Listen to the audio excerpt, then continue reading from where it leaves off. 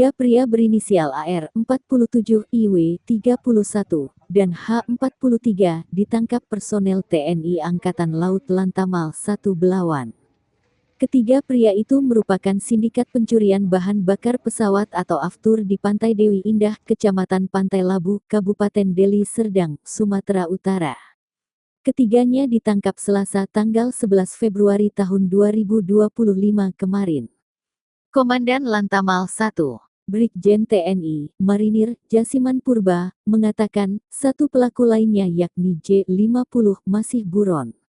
Barang bukti yang berhasil disita petugas mencapai 30 kiloliter.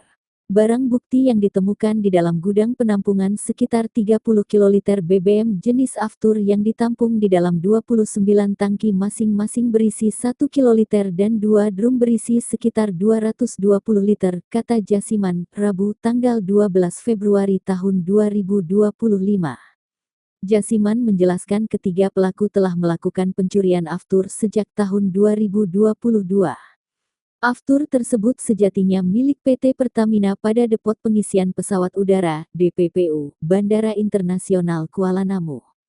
Modus pencurian BBM milik Pertamina ini dilakukan dengan melubangi pipa bawah laut dan dipasang selang yang terhubung ke tangki di gudang penampungan, jelas Jasiman. Kini, TNI AL telah berkoordinasi dengan Polresta Deli Serdang untuk menyelidiki sindikat pencurian aftur milik PT Pertamina.